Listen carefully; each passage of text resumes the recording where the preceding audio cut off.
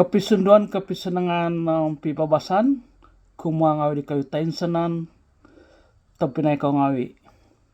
Selamat sejahtera, salam satu Sabah kepada semua rakyat Sabah dimanapun kamu berada. Hari ini sekali lagi saya terpanggil untuk membuat sedikit perkongsian ringkas tentang perkembangan semasa politik di Sabah, dan saya ingin mengulas sedikit perkembangan keputusan Mahkamah Tinggi Kota Kinabalu pada 17 Oktober 2025 yang lalu, yang telah memutuskan bahwa kerajaan pusat harus menghormati pembahagian hasil 40% kepada Sabah. Ya. Dan mengikut keputusan itu, kerajaan pusat boleh mengemukakan rayuan sebelum 16 November 2025. Bagaimanapun, banyak pihak yang menyeru supaya kerajaan pusat tidak membuat rayuan terhadap ini, karena ini akan menjejaskan hubungan baik antara kerajaan pusat dengan Sabah. Ya. Dan malah PMX, Perdana Menteri yang amat berhormat Datuk Seri Anwar Ibrahim, telah mengatakan bahwa kerajaan pusat menghormati keputusan itu dan menunggu keputusan bertulis, judgment bertulis daripada pihak mahkamah untuk di-review apa yang harus dibuat selepas ini. Ya, jadi pada dasarnya 40% itu adalah sesuatu yang termaktub dalam perjanjian antarabangsa 1963, ME 63, yang sememangnya telah didaftarkan di PBB, di Pertubuhan Bangsa-Bangsa Bersatu, ya, dan diiktiraf oleh United Nations, dan itu menjadi sebahagian daripada syarat-syarat Sabah yang akhirnya masuk menyertai Project Malaysia, dan memang telah dibincangkan panjang lebar di dalam itu 20 points dan Intergovernmental Report sebelum perjanjian Malaysia 63 itu ditandatangani. Jadi ini adalah bila kita membentuk Malaysia, ini adalah satu social contract, ya. Dan 40% itu adalah sebahagian daripada social contract itu, yang menjadi jiwa kepada pembentukan Malaysia. Bukan hanya dia punya legalistic komponen perundangan, tetapi juga dia mempunyai social contract, ikatan yang tidak boleh diputuskan, macam ikatan darah yang susah mau diputuskan, ya. Even if kalau 40% itu diselesaikan pun masih ada sisa-sisa lain yang belum diselesaikan. Karena ini social contract, ya, melibatkan perasaan, jiwa, segala, ya. Jadi apakah yang akan berlaku selepas ini? Tapi pada dasarnya 40% itu simple begitu. Ini basically sejak 1963 sampai sekarang, setiap tahun kerajaan pusat memungut hasil daripada Sabah. Ya. Karena kerajaan pusat ada federal list dan ada state list, ada concurrent list. Jadi mengikut perjanjian itu kerajaan pusat memungut hasil-hasil dan sudah selepas dipungut 40% harus dikembalikan kepada Sabah. Karena kerajaan Sabah. Ya, kerajaan Sabah. Yang 60% lagi itu kerajaan pusat gunakan untuk membangunkan Malaysia. Semua kawasan di Malaysia, termasuk Sabah. Maksudnya perbelanjaan persekutuan. Yang 40% itu untuk Sabah. Apa yang Sabah buat dengan 40% itu terpulang pada Sabah. Tetapi harus dikembalikan. Dan yang 60% itu budi bicara KL lah. Tapi 40% harus dikembalikan kepada Sabah. Jadi simple saja nih. Ini macam abang. Taruhlah KL ini abang. Sabah adik. Abang sudah ambil 60% daripada hasil bahagian warisan adik, ya, warisan adik. Dia sudah ambil 100%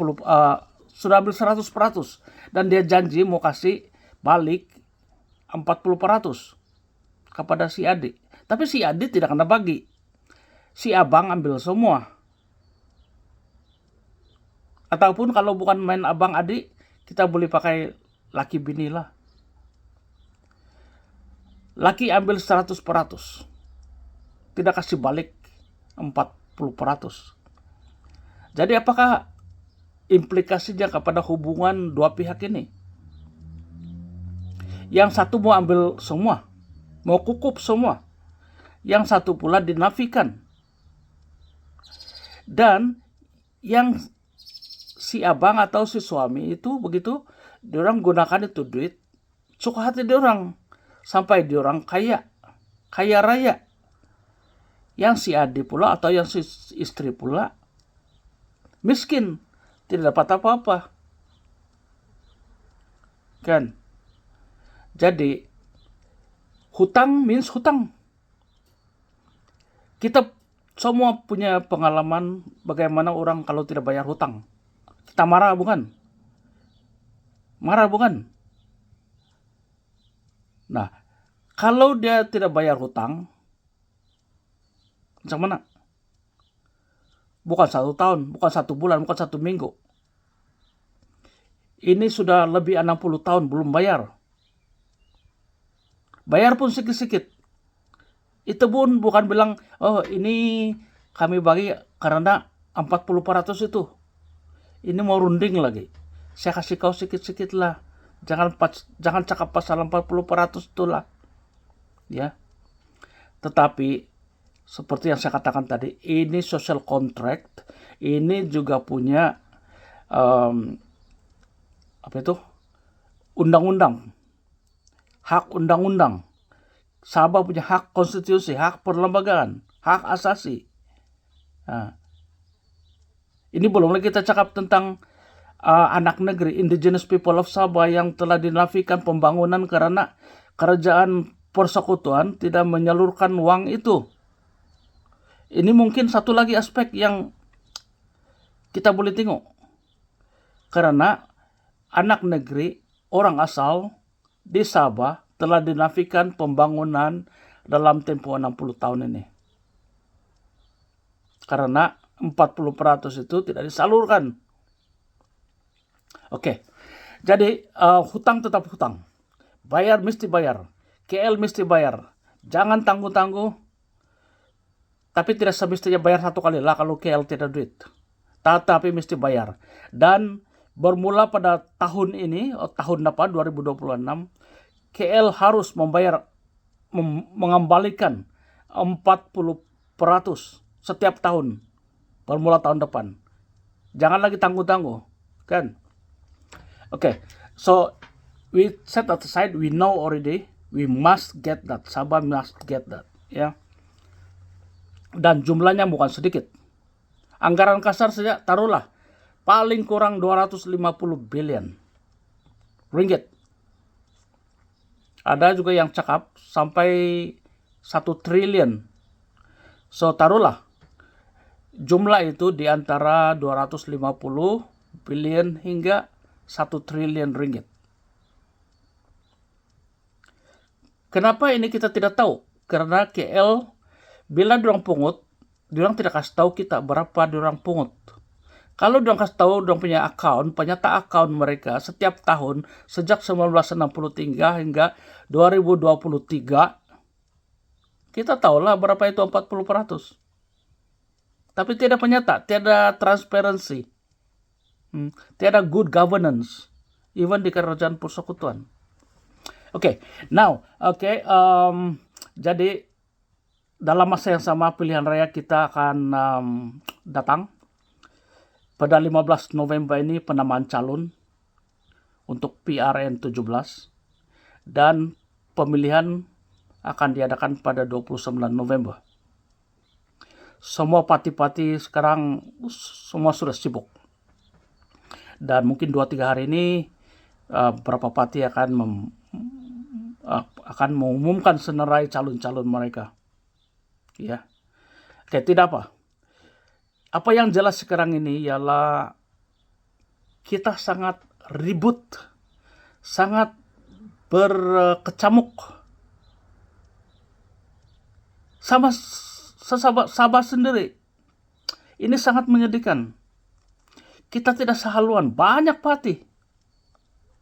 Semua cakap tentang 40%, tapi berbagai-bagai version. Macam itu 4 orang buta yang coba memperkenal macam mana rupa bentuk gajah. Satu pegang ekor, satu pegang telinga, satu pegang kaki. Masing-masing dengan interpretasi masing-masing. Kita tidak sehaluan dalam menuntut 40% ini.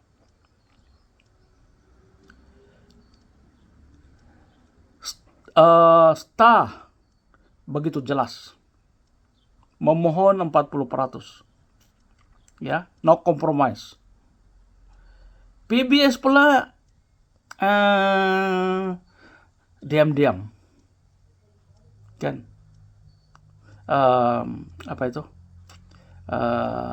Strategi diam-diam. APCO pula macam main wayang, kejap menyokong, kejap menarik. Dulu pemimpinnya mengemukakan saman, lepas itu dapat jawatan tarik balik.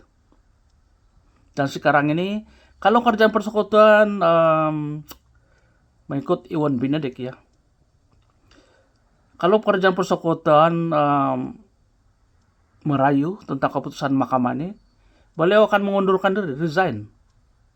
Tetapi dalam masa yang sama dia berada dalam PH. Iwan Benedik adalah pengurusi PH Sabah. So macam mana? Kan? Jadi bagaimanapun seolah-olah APCO dalam pilihan raya akan datang ini akan menyebelahi kerajaan pusat. Ya. Dan begitu yang lain, warisan pun tidak jelas. Tidak jelas. GRS pun begitu juga diam-diam.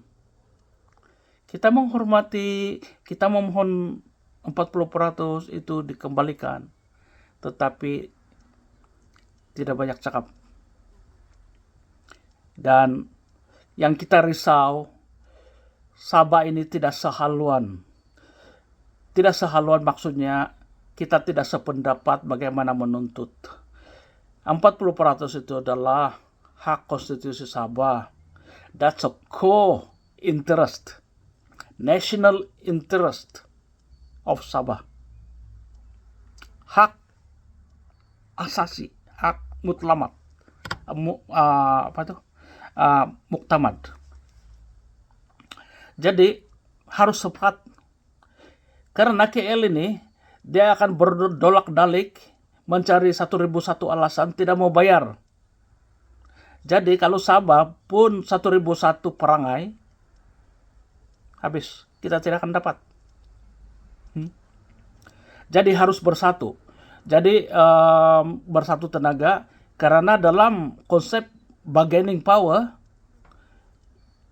if you don't have the power, how can you bargain? Kalau kamu orang berkecamuk, you allow yourself to be used by federal, to be divided by federal, habis. Tidak boleh. Oke, jadi banyak calon, artinya banyak pemimpin lah kan. Betul, Mei? Betul, Mei, banyak pemimpin kita. Apa quality pemimpin-pemimpin yang bertanding itu? Kan? Jadi, kalau di sisi lain kita melihat ini sebagai talampau. Ada macam orang bilang orang Bangladesh. 3 orang Bangladesh boleh bikin 10 parti politik.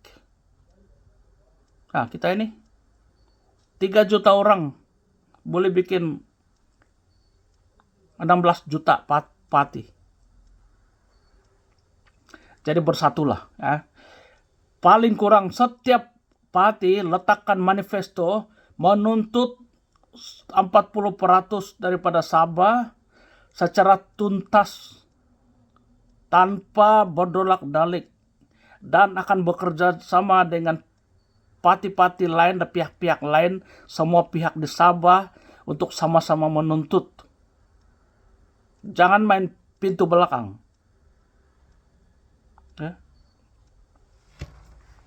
So, oke lah, itu saja untuk hari ini. Perkongsian saya yang ketiga. Nanti mungkin ada yang keempat lagi selepas penamaan calon ya. Tetapi saya mohon supaya semua parti politik mengambil kira perkara ini, bersatu hati dalam memperjuangkan 40% itu. Karena kalau kita ada itu 250 billion hingga 1 triliun ringgit, kita boleh transform Sabah ini menjadi sebuah negara. Bukan negeri ya, negara. Mindset kita mesti negara.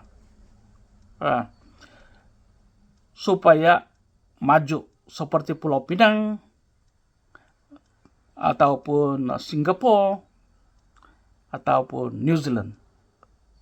Oke, jadi untuk itu tapi dai ko ngawi kapisenangan, kita leget-leget semua, relax saja, tenang, jangan gaduh-gaduh. Ya, yang penting Sabah, dan marilah kita sama-sama bersatu teguh ya. Kita juga baik nih. Ya. So untuk kawan-kawan lain, banyak kawan-kawan saya ahli politik itu, Dr. Joakim Konselam, Datuk Seri Panglima Dr. Jeffrey Kitingan, Datuk Julita Majungki, dan banyak-banyak lagi lain lah yang di SIPP, even di PBS, even di APCO, di PBRS, even di Parti Impian Sabah, even di AMNO pun ada kawan juga, di PKR itu pun ada kawan juga, di DAP ya. Tapi Sabahan tetap Sabah for Sabahan, justice for Sabah. Untuk itu, Tumpinai Kongawi, saudara-saudara sekalian, sekian dan terima kasih. Jumpa lagi.